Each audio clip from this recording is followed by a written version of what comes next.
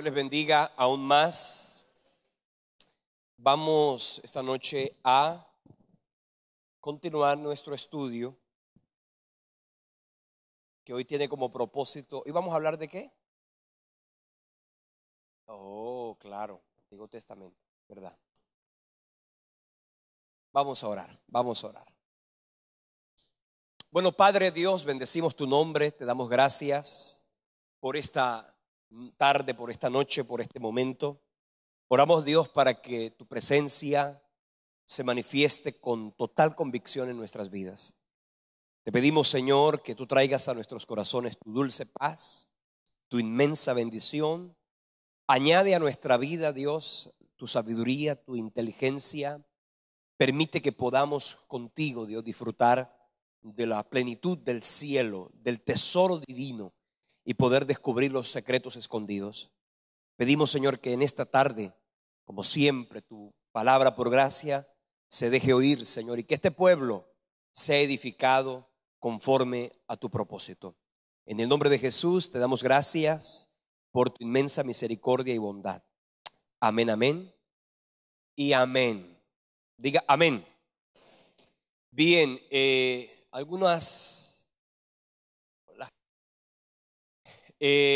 vamos a continuar. Les recuerdo que, bueno, cada semana estamos estudiando un punto.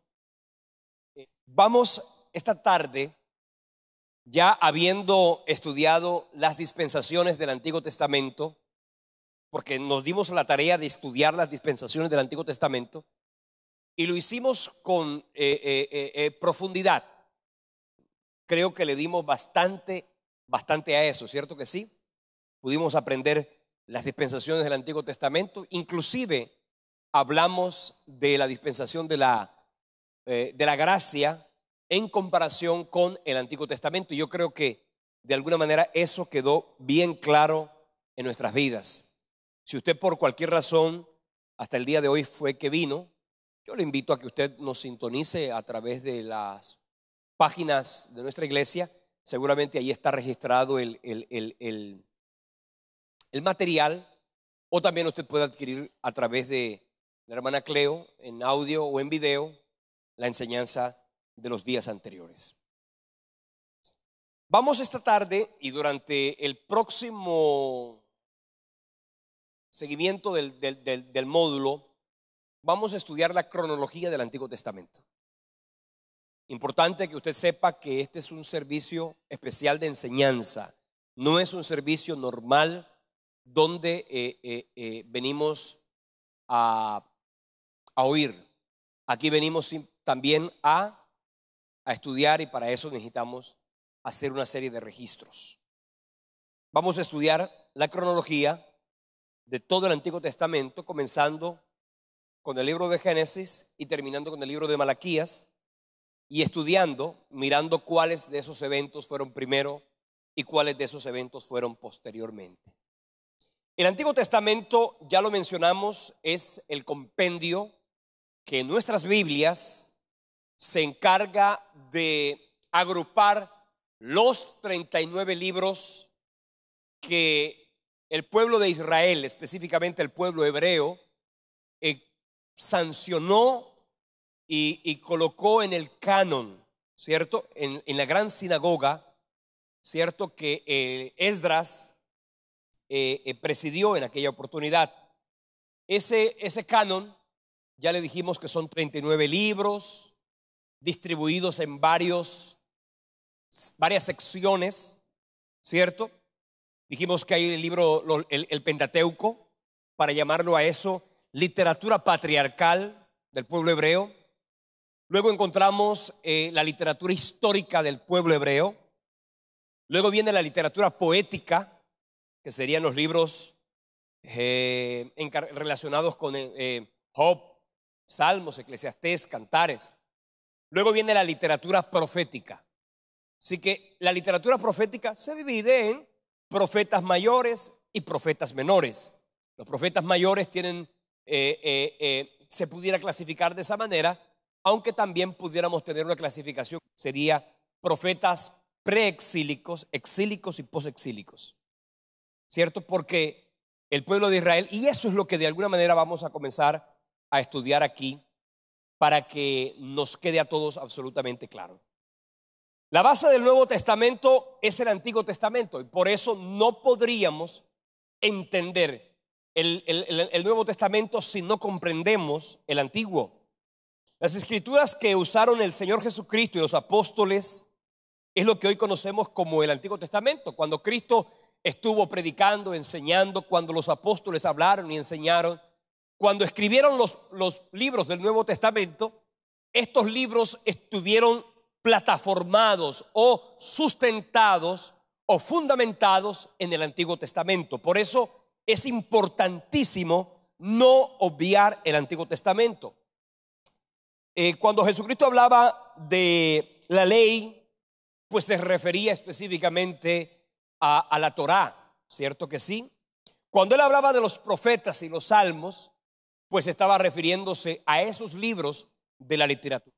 Lucas 24, versículo 44, dice, y les habló: estas son las palabras que os hablé estando aún con vosotros, que era necesario que se cumpliese todo lo que está escrito de mí en la ley de Moisés, en los profetas y en los salmos. De manera que este pasaje es el que más se ajusta a lo que les quiero mencionar. Lucas capítulo 24, versículo 44. Ahí el Señor Jesucristo estaba prácticamente dándole la credibilidad a todo el Antiguo Testamento.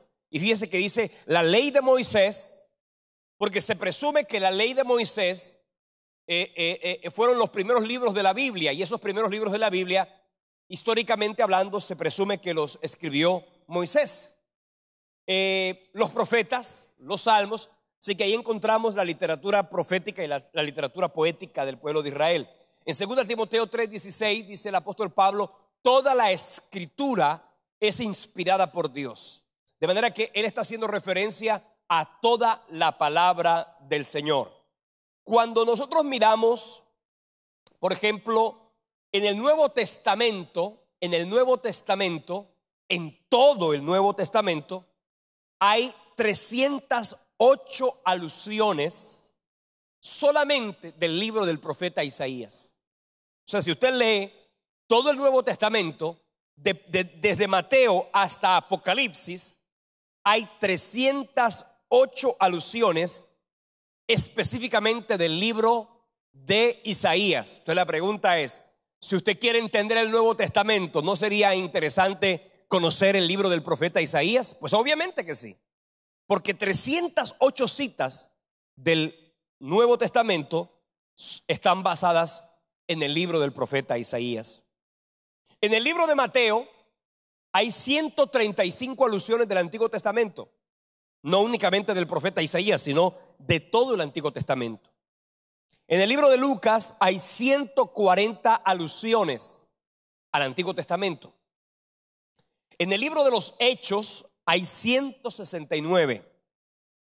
En la carta del apóstol Pablo a los romanos hay 103 citas que recuerdan el Antiguo Testamento. En la carta a los hebreos hay 115. Ojo, en la carta a los hebreos, solamente en una carta de 13 capítulos, hay 115 referencias del Antiguo Testamento. En el libro de Apocalipsis hay 574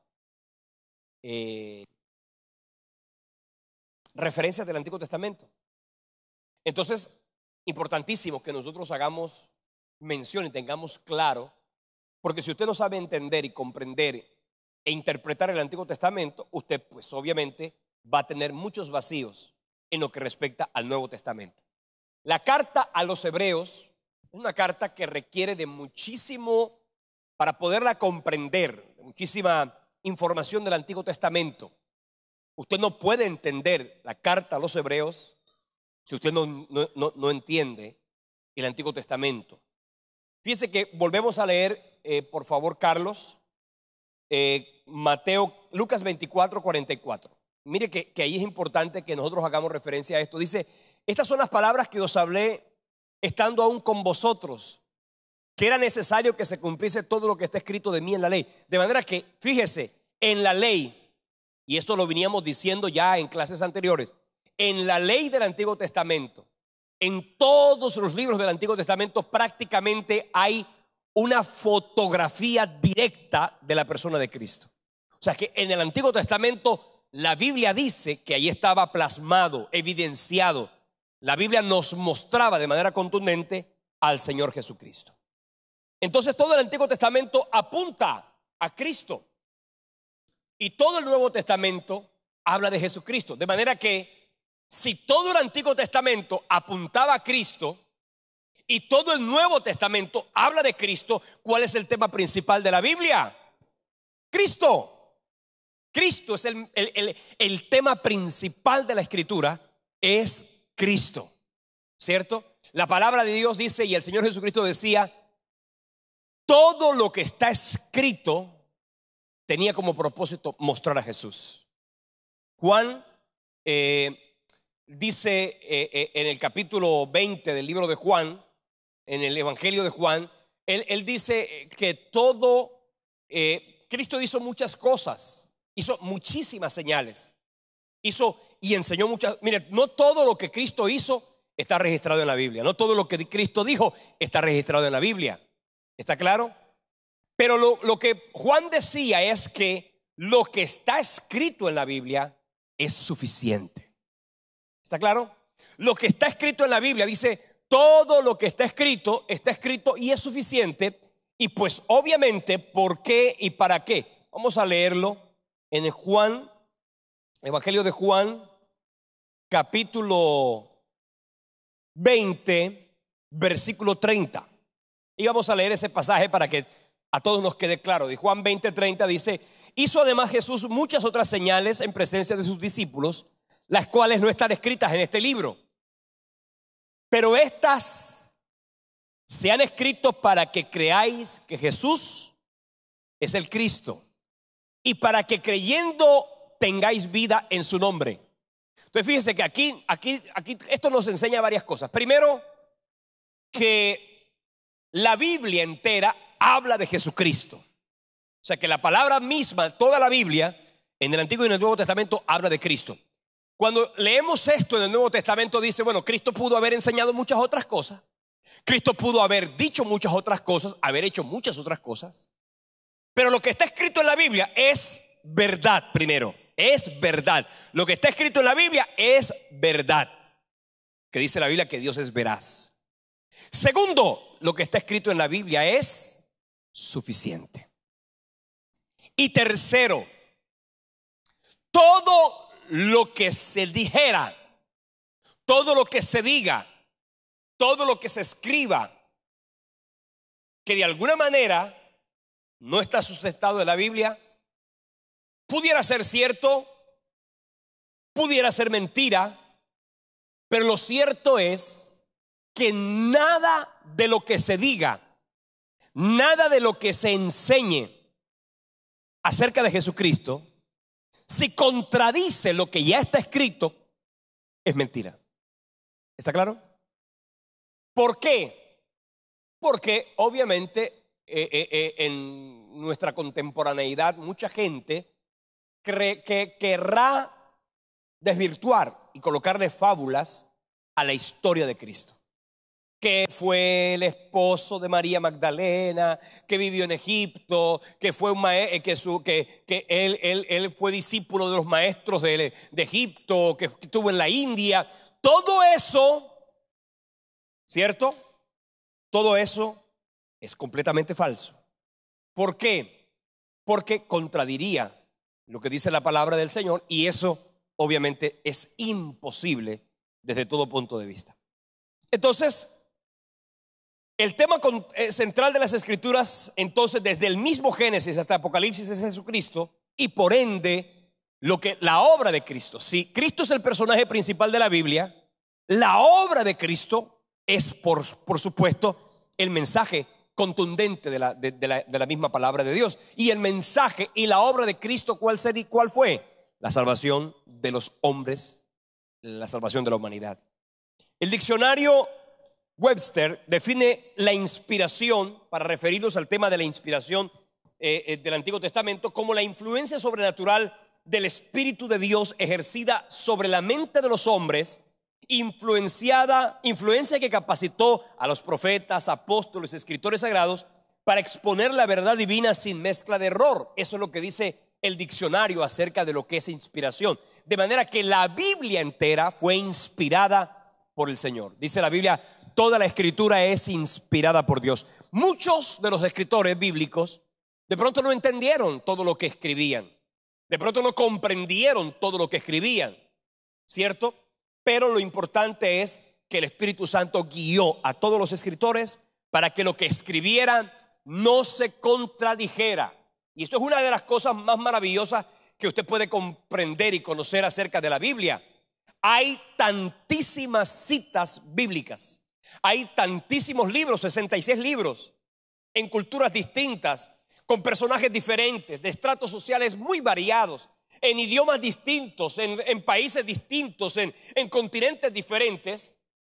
Y es una cosa fabulosa que aún en tiempos históricos diferentes, y no hay contradicción. En los 66 libros de la Biblia no hay contradicción alguna. Eso significa que por encima de la mente humana estaba la mente de Dios guiando y dirigiendo la escritura de la Biblia. Eso es sobrenatural y maravilloso. Usted debe confiar, pues obviamente, en la palabra de Dios. Mucha gente dice, es que me parece que hay una contradicción. Bueno, si a usted le parece que hay una contradicción es porque seguramente usted tiene algún vacío histórico, algún vacío escritural, y entonces el problema no es de la Biblia, el problema es suyo.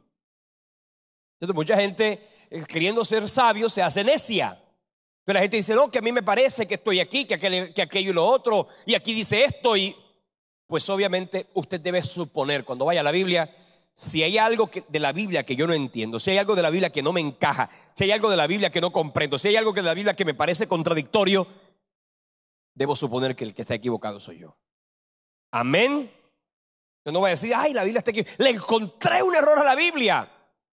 No, la Biblia no está equivocada. Yo tengo un libro, creo tenerlo, si no lo presté, porque si lo presté seguramente ya no volvió. Ese libro se llama Diccionario de Dificultades y Aparentes Contradicciones Bíblicas. Es maravilloso porque ciertamente hay algunos pasajes de la Biblia que no son fácilmente comprendidos. Y esto por supuesto que pudiera dar la sensación de una contradicción. Pero cuando tú comienzas a conocer el contexto, cuando tú comienzas a estudiar quién lo escribió, en qué momento, en qué circunstancia, pues obviamente que eso inmediatamente aclara tu mente y te despeja la duda que de alguna manera tú pudieras tener. El Antiguo Testamento y el Nuevo Testamento en pleno reclaman que ellos fueron inspirados por el Espíritu Santo. Deuteronomio 18:18, ¿qué dice? Deuteronomio 18, versículo 18. Profeta les levantaré de en medio de sus hermanos como tú, y pondré mis palabras en su boca, y él les hablará todo lo que yo le mandare. Ahí está diciendo que los profetas hablaron en nombre de Dios. ¿Ok? Los profetas hablaron en nombre de Dios. Ahora, en la antigüedad habían profetas y no todos los profetas hablaban en nombre de Dios. De hecho, en la Biblia dice, en la ley mosaica decía, cuando el profeta hablare en nombre de Dios y lo que el profeta dijere no se cumpliere, con presunción habló el tal profeta, no tengáis temor de él. Así que los profetas se pueden equivocar. Lo que es cierto es que los profetas de antaño se podían equivocar, pero los escritores bíblicos fueron inspirados por el Espíritu Santo y por lo tanto no hay contradicción allí. Segundo libro de Samuel, capítulo 23, versículo 2. Segundo libro de Samuel, capítulo 23, versículo 2. El Espíritu de Jehová ha hablado por mí y su palabra ha estado en mi lengua. ¿Cierto? Ahí estaba hablando de David. De manera que muchos de los salmos definitivamente son gloriosos. David fue uno de los escritores de mayor relevancia en la Biblia. Cuando usted comienza a mirar, por ejemplo, los libros, los salmos, usted dirá, bueno, los salmos son libros lindos, son libros bonitos, son libros que a uno lo ayudan a orar, que son libros que de repente uno lee, que son maravillosos y toda la historia. Pero ¿sabe una cosa? Es maravilloso cuando usted comienza a leer el salmo, por ejemplo, David. David no solamente era un rey, David era un profeta. O sea, David tenía el oficio de rey y de profeta al mismo tiempo. Había otros que eran profetas y eran sacerdotes, como por ejemplo, ¿quién? Samuel era profeta y era sacerdote. David era rey y era profeta. Pero no hubo uno solo que tuviera el triple ministerio de ser profeta, sacerdote y rey, porque eso solamente se iba a cumplir en la persona de Cristo. Pero, por ejemplo, mire, si usted lee el libro de los Salmos, el capítulo 22. Mire, yo estaba leyendo hace pocos días el libro de los Salmos y comencé a estudiar el contexto del capítulo 22, por ejemplo. Léase el libro de los Salmos, el capítulo 22, y es quizá este salmo de la Biblia uno de los salmos más contundentes acerca de la persona de Jesucristo. Mira, David, y pudiéramos nosotros decir lo siguiente de David, que David vivió más o menos en el año 1000 antes de Cristo. O sea, David reinó en el año 1000 antes de Cristo. 1000 antes de Cristo. Y permítame decirle que el Salmo 22 es como cuando usted comienza a leer esto, léalo, usted se comienza a dar cuenta, por ejemplo, de cómo este salmo hace referencia a la crucifixión de Jesucristo. O sea, el Salmo 22 habla de la crucifixión del Mesías. Cómo cuando usted lee la Biblia y cómo cuando usted comienza a hacer referencia a ese pasaje, y déjeme decirle, ni siquiera la crucifixión era fue una ejecución instituida por el Imperio Romano. O sea, que los romanos introdujeron la crucifixión. Y en la época en que David escribió, ni por ahí el Imperio Romano había establecido la crucifixión. Usted comienza a leer eso y dice, oye, definitivamente había la mente del Espíritu Santo guiando a los hombres y mujeres que hablaron en nombre de Dios. Por eso el apóstol Pedro decía que los santos hombres de Dios hablaron siendo inspirados por el Espíritu Santo. Entonces, leyendo esto, ¿dónde dice eso? Segunda carta de Pedro, capítulo 1, versículos del 19 al 21. Allí vamos a encontrar lo que dice la Biblia respecto a esa inspiración del Espíritu Santo, de toda la palabra, de toda la Escritura. En el Antiguo Testamento Dios se revela. El propósito del Antiguo Testamento es que Dios se revela mediante hechos y Dios se revela mediante palabras. Dios en el Antiguo Testamento habló por hechos y habló por palabras. Y cuando digo que habló por palabras, nos referimos a que habló por la boca de algunos profetas, habló por la boca de algunos reyes, habló por la boca de algunos sacerdotes. Claramente en la antigüedad el Señor utilizó ese tipo de manifestaciones de su voluntad. En la carta a los Hebreos, en el capítulo 1, versículo 1 dice: Dios, habiendo hablado en otro tiempo a nuestros padres por los profetas, hoy nos habla a través del Hijo, a quien constituyó heredero, y comienza a hablar acerca de Cristo. Así que en el Antiguo Testamento Dios se mostró a través de hechos y de palabras. Entonces el propósito del Antiguo Testamento es Dios hablarle al hombre y que el hombre aceptara o rechazara como respuesta esa revelación de Dios. O sea que el Señor le habló al hombre y en la palabra Dios quiere que el hombre acepte o rechace esa revelación. Si usted es sabio, usted aceptará esa revelación. Si usted es necio, usted dirá que no acepta esa revelación. La palabra necio es una palabra muy horrible que no tiene nada que ver con la palabra inquieto, con la que la gente hoy día utiliza, porque la gente dice cuando un niñito es muy inquieto, pero sí es necio. La Biblia dice que el necio es el que dice en su corazón: no hay Dios. Así que no le diga a su hijito, ni a su nieto, ni a su sobrino, ni a nadie que es un necio, porque la necedad tiene que ver con la testarudez de la mente, del alma y del espíritu. Entonces, la Biblia fue escrita. Y cuando usted lee la Biblia, por ejemplo, en el capítulo 1 del libro de Génesis, dice la Biblia: en el principio creó Dios los cielos y la tierra. Te guste o no te guste, eso está escrito así. Y eso fue así. Si de alguna manera quieres buscar alguna objeción a eso, pues entrarás en la etapa de la necedad. El sabio pues aceptará esa verdad como una verdad, como un axioma. ¿Está claro? Que no admite ningún tipo de objeción. Ahora usted dirá: pero es que hay muchas teorías en cuanto a la creación, en cuanto a la existencia de la vida sobre el hombre o de la vida del hombre sobre la tierra. No hay ninguna teoría. No hay ninguna teoría. Lo que hay son hipótesis.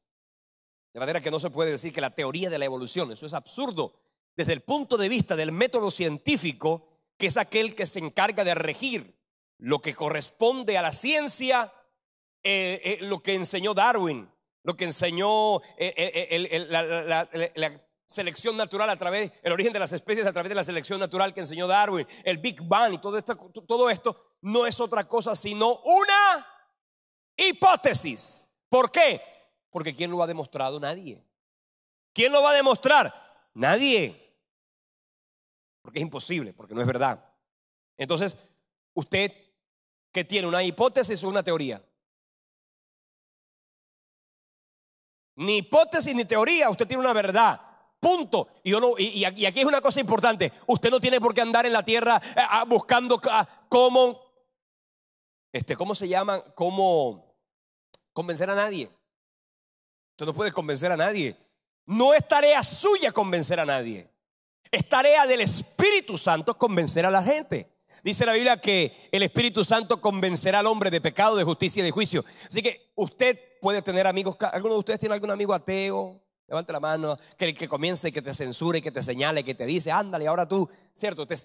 ¿Sabes qué? No te pongas a convencerlo. Porque a Dios no se le demuestra. A Dios se le muestra. Y punto. Muestra a Dios. No te pongas a demostrar a Dios, porque como la gente es necia, en su necedad, cualquier argumento que tú le des, ontológico, arqueológico, argumentos cosmológicos, teleológicos y cualquier tipo de argumentos que se pudieran considerar de gran peso en cuanto a la existencia de Dios, serían para muchos considerados, porque el necio siempre buscará todo tipo de objeciones. Hay una película que yo no sé si usted se vio, que se llama Dios no está muerto. ¿Quiénes de ustedes la vieron? A ver, levante la mano el que vio la película. Una película interesante, una película un tanto inverosímil, pero interesante. Mucho de lo que ahí se muestra, pues es una película, no es el caso de la vida real. Es una película, es una teoría, es inverosímil, es una película. Pero me parece interesante cómo un estudiante pretende demostrar a Dios frente a toda una clase. Demostrar la existencia de Dios, demostrar, bueno, que Dios existe, que Dios es real. De todas maneras, vea la película y si usted es cristiano, usted va a decir: yo sabía que Dios existe, yo sabía que Dios no está muerto. Pero una persona inconversa, usted le dice: véase la película, y una persona inconversa, necia, pues obviamente va a decir: tampoco me satisfizo, no me gustó, porque no habrá argumentos lo suficientemente contundentes como para demostrar la existencia de Dios. Buscan científicos ahí de pacotilla para decir: este científico creía que Dios no existía. Como hay un científico muy ilustre por demás, creo que se llama Hawkins. ¿cierto? Un tipo que está ahí todo cuadrapléjico, que no, yo no sé, lo único que modula, es un científico muy inteligente, pero lo único que puede decir en su paraplejidad es que Dios no existe. Para eso es lo único que dice, ¿no? Que Dios no existe. Sin embargo, déjeme decirle, hay científicos en la historia muy válidos, muy profundos, muy contundentes, como Isaac Newton, como Albert Einstein y como Hawkins. No estoy hablando de este de aquí, ¿no? El discípulo de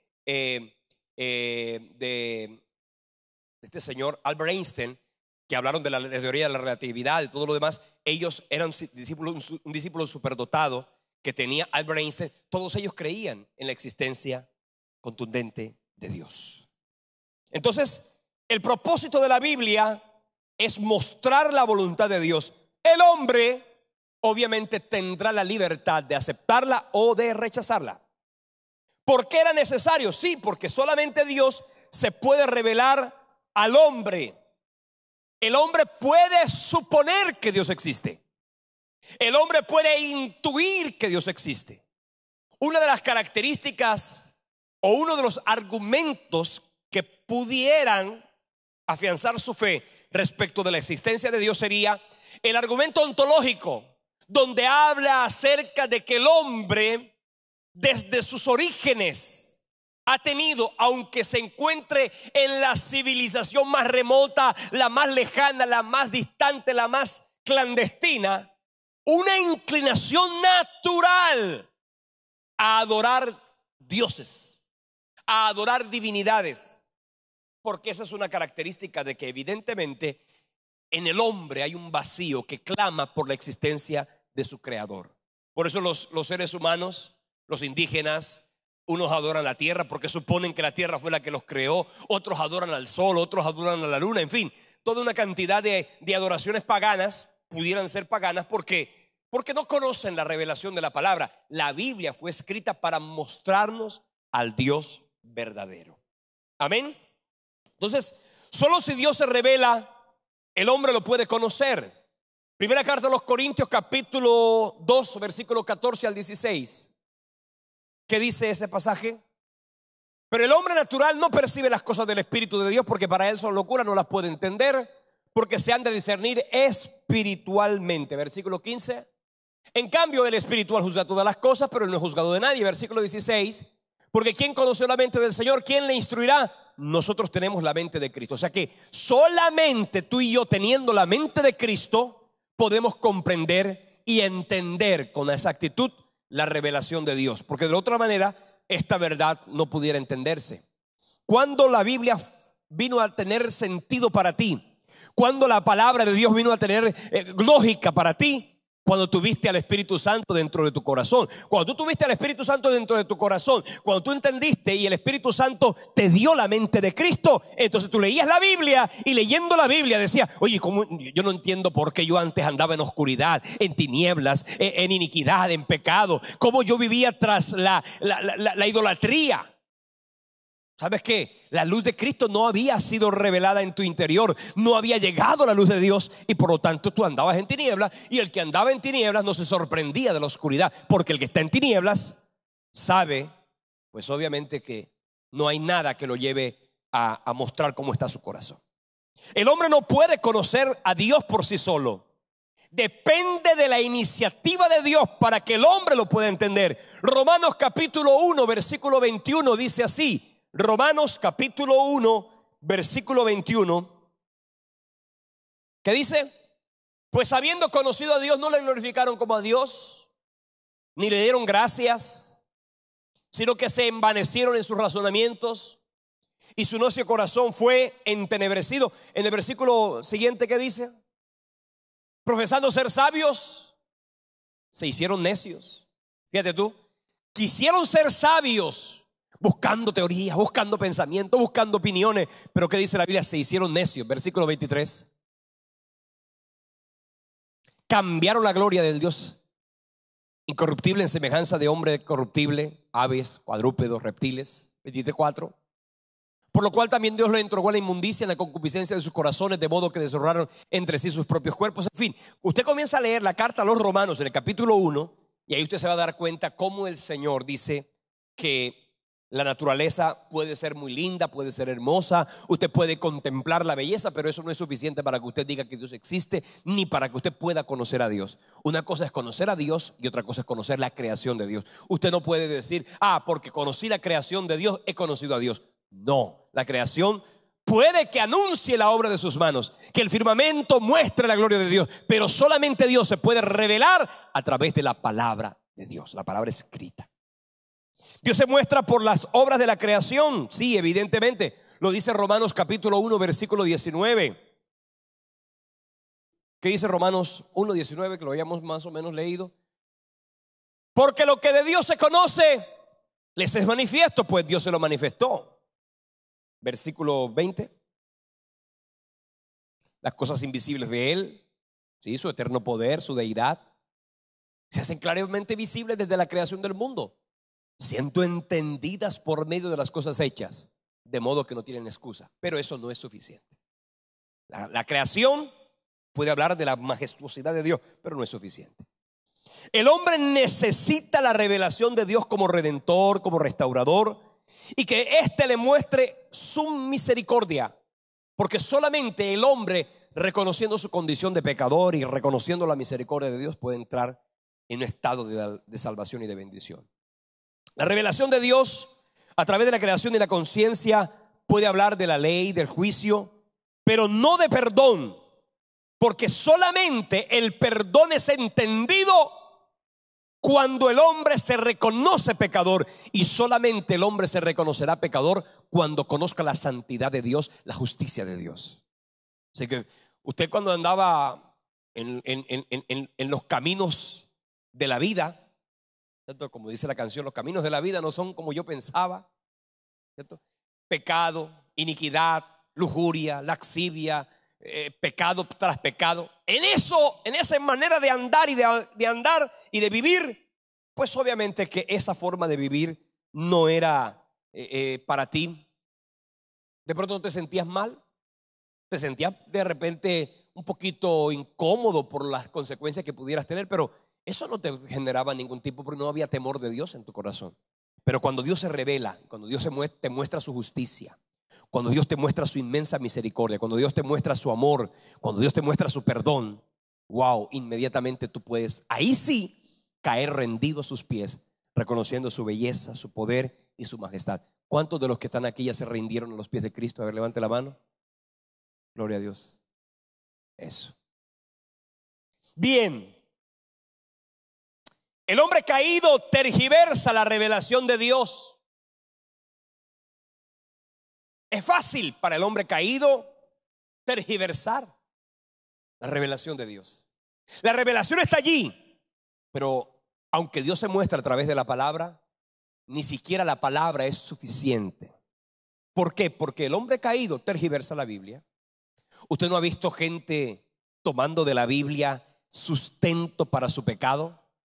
¿No ha visto usted gente tomando de la Biblia sustento para su iniquidad? Y es que Cristo, claro, a Cristo le gustaba el vino. ¿No ves que el borrachito siempre va a buscar el versículo? Es el versículo predilecto, el capítulo y el pasaje más interesante para los borrachos es el capítulo de Juan, capítulo 2. La boda de Caná de Galilea, en el que Dios convirtió el agua en vino, que Cristo come. En fin, ese es el versículo de los borrachos. Claro, pero tergiversado. ¿Sí o no? Porque la mente que no ha nacido de nuevo no puede comprender la palabra de Dios. Pero una mente que ha nacido de nuevo puede comprender fácilmente la palabra de Dios. ¿Por qué? Porque nos volvemos espirituales. Y como lo espiritual debe discernirse de manera espiritual. Y esto aquí se lo digo para que usted entre en la dimensión de lo espiritual. Mire, absurdo es desde todo punto de vista que tú, siendo espiritual, habiendo recibido la mente de Cristo, disfrutando de la bendición y de la plenitud del Espíritu Santo, te pongas a debatir, te pongas a pelear, te pongas a objetar a aquellos que tienen una mente natural. Mira, eso es una pelea que nunca surtirá un efecto. No te pongas a objetar. Si tú eres un hombre espiritual, ¿cierto? No te pongas a objetar a nadie. Nadie se va a convertir a Cristo porque alguien lo convenció. Es que en la discusión, porque a veces las discusiones se ganan. Se puede ganar una discusión, pero nadie se ha convertido a Cristo porque perdió una discusión. Nadie. La gente solo se convierte a Cristo cuando se reconoce pecadora, cuando reconoce que Cristo es la revelación y la manifestación del amor de Dios, y cuando entiende lo que significa el plan de salvación, y eso solamente lo puede entender por el Espíritu Santo. Amén. Eres el único que convence, así que no te pongas tú a convencer a nadie. Puedes predicar, sí. Porque no me vaya usted ahora a interpretar y decir que yo no tengo que predicar. Usted tiene que predicar el mensaje de salvación, pero a usted le toca predicar. Al que le toca convencer es al Espíritu Santo. Por eso dijo Pablo: yo sembré, sí, yo siembro. Apolo riega, sí, pero el crecimiento lo da Dios. Solamente Él. Los judíos recibieron revelación que los orientaba hacia Cristo. Por ejemplo, hay pasajes del Antiguo Testamento que a mí me parece que yo no entiendo cómo un judío, ¿conoces a algún judío? Levante la mano, un judío. ¿Usted conoce a algún judío? Bien. Yo no entiendo cómo un judío, leyendo tanto el Antiguo Testamento y viendo a la persona de Jesucristo, yo no entiendo cómo no hacen la conexión entre Cristo y el Mesías prometido. Si es que es tan evidente, si es que es tan contundente, si es que es tan notorio. Cosas, y yo lo explicaba en una oportunidad aquí. ¿Cómo es posible? Pues obviamente en la persona de Cristo se cumplieron muchísimas profecías del Antiguo Testamento. Y esas profecías se cumplieron porque tenían que cumplirse, no porque Cristo, que Cristo es un farsante, dicen los judíos. Jesucristo, Jesús de Nazaret, era un farsante. Bueno, supongamos que era un farsante. ¿Cómo ese farsante pudo haber hecho que se cumplieran profecías que no dependían de él? ¿Cómo pudo él, estando en la barriga de su mamá, haber cumplido la profecía de Miqueas capítulo 7, donde dice: tú, Belén Efrata, la más pequeña de todas las aldeas, de ti me saldrá el Salvador? ¿Cómo podía él? Es que yo quiero nacer en Belén. Por favor, ¿cómo era posible que él cumpliera esa profecía? Era imposible. Él no la podía cumplir por su propia voluntad, suponiendo que fuera un farsante. ¿Cómo podía él ser colgado del madero? Como lo decía el capítulo 53 del libro de Isaías. ¿Cierto? ¿Cómo podía él eso? ¿Cómo podía cumplir con exactitud el capítulo 22 del libro de los Salmos? ¿Cómo? Solo dependía de él. Fueron profecías que evidentemente hablaban de él, pero que se cumplieron porque el Señor le había puesto como Mesías en la tierra de los vivientes para mostrarle al hombre el plan de salvación. Así que hay profecías que no se pudieron cumplir. ¿Cómo podía él, por ejemplo, hacer que no le quebraran los pies? Por favor, no me quiebren los pies, porque si ustedes me quiebran los pies, entonces ya yo no soy el Mesías. Y yo quiero quedar en la historia como que yo soy el Mesías. Y si ustedes me quiebran los pies, ya yo no puedo ser el Mesías. Por favor, no me los quiebren, mira que yo me voy a morir. Porque los romanos, respetando la ley mosaica de que ellos podían crucificar, porque la tierra de Jerusalén era una tierra conquistada por los judíos, por los romanos. Pero ellos, para no generar sublevación de ese pueblo contra el imperio, y sí dominarlo y subyugarlo, le permitieron a ese pueblo continuar con sus tradiciones, con sus ritos, con sus fiestas. ¿De acaso usted no sabe que Herodes fue un rey que le reconstruyó al pueblo de Israel el templo que había construido y reconstruido Zorobabel? Ellos no tenían problema con eso. Entonces los judíos, los romanos podían en aquella tierra crucificar, pero en asocio con la legislación hebrea, los romanos debían bajar a la gente de las cruces, porque los sábados, el Shabbat, no podían ellos tener a nadie. En aquella oportunidad no podían tener a nadie colgado, porque no podían tener a nadie, los muertos tenían que estar sepultados. Y fíjense una cosa, los romanos aceptaban eso. Por eso a Cristo ese día, ese viernes de Pascua, lo bajaron de la cruz. Y cuando lo iban a crucificar, porque ¿qué hacían? Es el Shabbat, hay que respetar. Vamos a quebrarle las piernas a los crucificados. Y cuando le iban a quebrar las piernas, se las quebraron al que estaba de un lado y al otro. Y cuando vieron a Cristo, ya Cristo estaba muerto. Por lo tanto, no le quebraron los pies. ¿Sabe? Es las piernas. Porque una profecía decía que ninguno de sus huesos sería quebrado.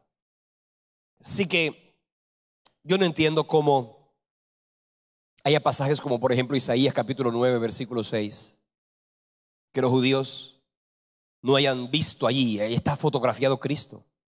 Isaías 9:6, porque un niño nos es nacido, hijo nos es dado, y el principado sobre su hombro, y se llamará admirable, consejero, Dios fuerte, Padre eterno, príncipe de paz. Versículo 7, los dilatados de su imperio y la paz no tendrán límite, sobre el trono de David y sobre su reino, disponiéndolo y confirmándolo en juicio y en justicia, desde ahora y para siempre. El celo de Jehová de los ejércitos hará esto. Eso lo escribió el profeta Isaías respecto de Jesucristo. Y se cumplió con asombrosa precisión. Bueno, eso es, él está preguntando que cómo, los judíos se pueden convertir al cristianismo. Y de hecho Pablo fue un judío que se convirtió al cristianismo. Juan, Pedro, todos ellos, Santiago, se convirtieron a Cristo. Pero él dice, ¿cómo y con qué argumento un cristiano se puede convertir al judaísmo? El único criterio con el que un cristiano se convierte a Cristo es porque nunca en verdad haya nacido de nuevo, ¿cierto?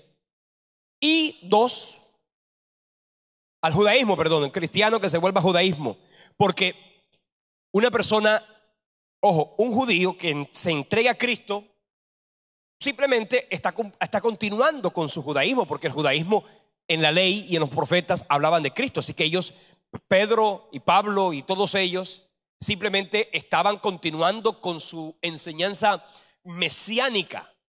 Pero que cuando una persona siendo cristiana se vuelva al judaísmo o se convierta al judaísmo, básicamente lo que está haciendo es anular, pisotear la sangre de Cristo.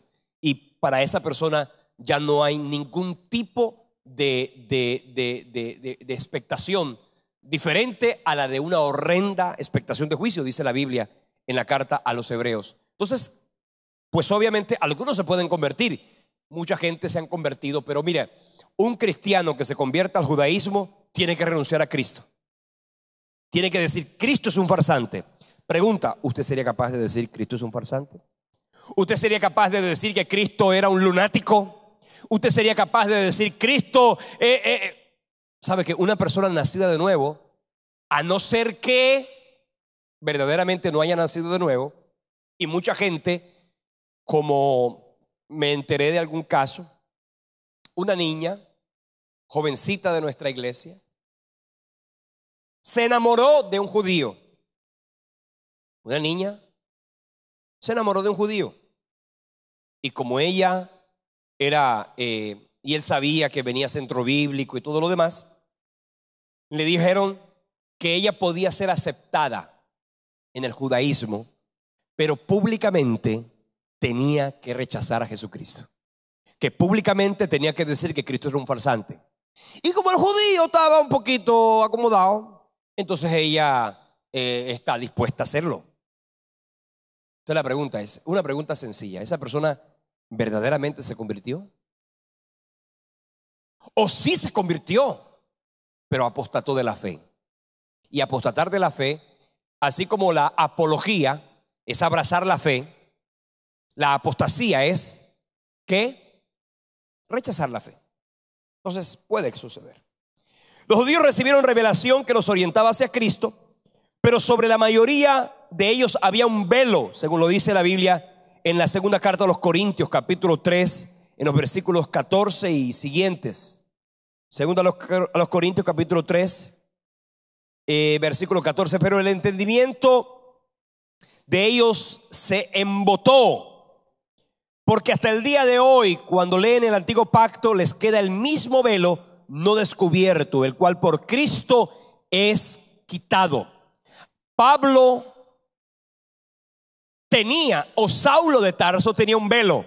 Cuando conoció a Cristo por causa del Espíritu Santo, ese velo se le quitó, ¿cierto? Y aún hasta el día de hoy, cuando se lee a Moisés, el velo está puesto sobre el corazón de ellos, pero cuando se conviertan al Señor, el velo se quitará. Porque el Señor es el Espíritu. Donde está el Espíritu de Dios o del Señor, allí hay libertad. ¿Qué ocurre? Que eso fue lo que sucedió evidentemente en la conversión de Pablo.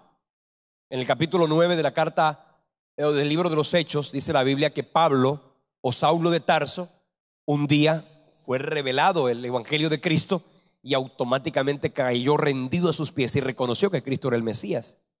Entonces, el judaísmo, la religión judía, tiene un marco y un fundamento muy básico en el pacto de Abraham. Un pacto, ya le dijimos a usted que era una promesa, una obligación entre dos partes. Luego que Dios liberara a Israel de Egipto, les daría leyes y el pueblo los reconocería como el soberano de Israel. Eso es lo que sucedió en el monte de Sinaí. Ya yo les mencioné bastante eso en la clase pasada, en Éxodo capítulo 19, en el versículo 3 hasta el versículo 8, donde el pueblo de Israel aceptó que sería el pueblo de Dios, quedando claro que el disfrute de las bendiciones para ese pueblo estaría sometido y condicionado a la obediencia de esa misma ley. La ley, una vez escrita, se consideró la revelación definitiva de Dios para el pueblo, y los ministros, llámense sacerdotes del antiguo pacto o llámense profetas, lo que tenían que hacer era enseñar esa palabra al pueblo de Israel. Los profetas, los profetas y los sacerdotes tienen como propósito enseñar la ley, enseñar la palabra al pueblo de Israel, con todas las connotaciones que ya yo le expliqué a usted en relación a eso. Eso lo podemos leer en Deuteronomio capítulo 31, versículo 9, en Nehemías capítulo 8, versículo 1 y versículos siguientes. Ahí usted puede leer esto. Dios prohibió en aquel entonces y de manera contundente la brujería y la adivinación. Está prohibida. ¿Por qué? En capítulo 18 del libro de Deuteronomio, en el versículo 8 y versículos siguientes, vamos a leer Deuteronomio 18, versículo 9. Deuteronomio: cuando entres a la tierra que Jehová tu Dios te da, no aprenderás a hacer según la abominación de aquellas naciones. No se ha hallado en ti quien haga pasar a su hijo o a su hija por el fuego, ni quien practique adivinación, ni agorero, ni sortílego, ni hechicero, ni encantador, ni adivino, ni mago, ni quien consulte a los muertos, porque es abominación para con Jehová cualquiera que hiciera estas cosas. Y por estas abominaciones Jehová tu Dios echa de estas naciones de delante de ti. Perfecto serás delante de Jehová tu Dios. ¿Por qué el Señor prohibió la brujería, la hechicería, la adivinación? Porque esto era una manera de anular la voz de Dios, de anular la revelación de Dios y establecerle para el hombre una voluntad divina que condujera sus decisiones, su andar diferente a la palabra de Dios. Por eso, hermano, hoy día eso también está prohibido. Usted no puede buscar nada, ni legal ni ilegal. Aló, cuando digo ni legal ni ilegal, quiero hablarle de lo ilegal. Usted no puede ir al brujo, usted no puede ir al hechicero, usted no puede leer el horóscopo, usted no puede andar con cartas, con la cartomancia, nada de eso, porque eso es abominación, porque sería cerrar la boca de Dios y abrirle la boca de dirección para tu vida a los demonios. Esto estoy hablando de algo ilegal, porque eso, al ser pecado, es ilegal y por lo tanto no te ha permitido Dios esto a ti. Pero hay otra forma también de buscar la voluntad de Dios, y es buscar a los profetas. Sería esta una manera legal incorrecta de buscar la voluntad de Dios. Correr detrás del profeta para que el profeta te hable, para que el profeta te profetice, para que el profeta te diga qué es lo que tienes que hacer. Eso no está bien. Un creyente verdadero no busca que el profeta le hable. Aunque los profetas hablan, un creyente verdadero busca a Dios para que Dios le hable. Y si de alguna manera un profeta te confirma, un profeta puede confirmar palabra de Dios, ¿cierto? El profeta te confirma lo que ya Dios te había hablado al corazón, pero no andar buscando la voz de los profetas. ¿Está claro? Bien.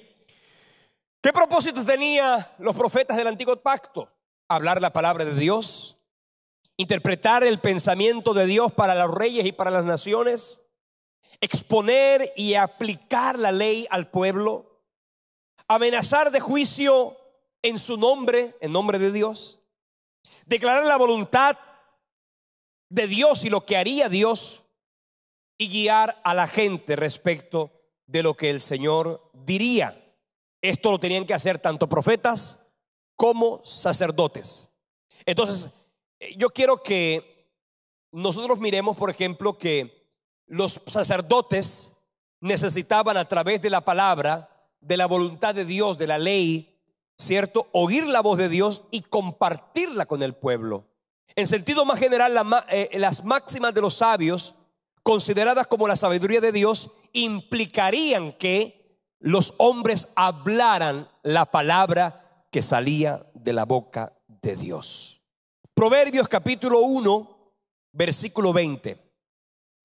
Proverbios capítulo 1, versículo 20, dice la palabra de Dios: la sabiduría clama en las calles, alza su voz en las plazas. Cuando aquí está hablando de la sabiduría, está hablando de Cristo. Aquí en el capítulo primero está hablando de Cristo. En el capítulo 2, por ejemplo, dice: hijo mío, si recibiereis mis palabras, versículo 1, y mis mandamientos guardares dentro de ti, haciendo estar atento tu oído a la sabiduría, si inclinares tu corazón a la prudencia, si clamares a la inteligencia y a la prudencia dieres tu voz, si como a la plata la buscares, vamos a decir algo, si como a la comisión la buscares y la escudriñares como a tesoros, entonces entenderás el temor de Jehová y hallarás el conocimiento de Dios. Cuando nosotros estamos hablando ya ahora sí de el Antiguo Testamento, es importante que miremos. Se me quedó en la oficina. Hay algunos elementos básicos que, por ejemplo, nos debe quedar claro.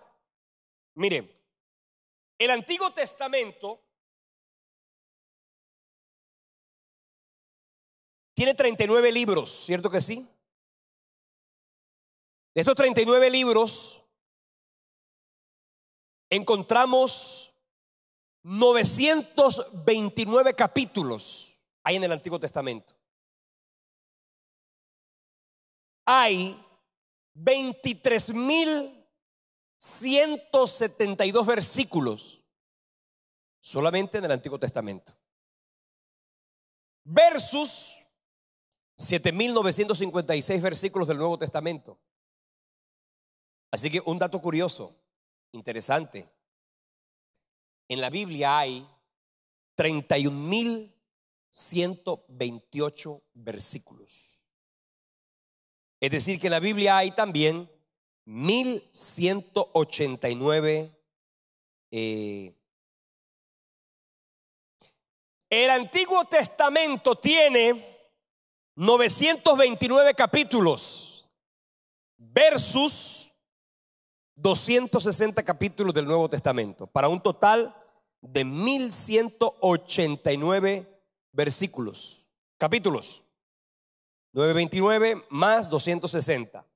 Total, 1189 capítulos. En versículos tenemos 23.172 en el Antiguo Testamento, 7.956 en el Nuevo Testamento, para un total de 31.128 versículos. Y usted me dirá, pastor, ¿y eso para qué me sirve? Para preguntarle cuántos de esos 31.128 versículos usted ha leído. O mejor aún, ¿cuántos de esos 31.128 versículos usted se ha aprendido?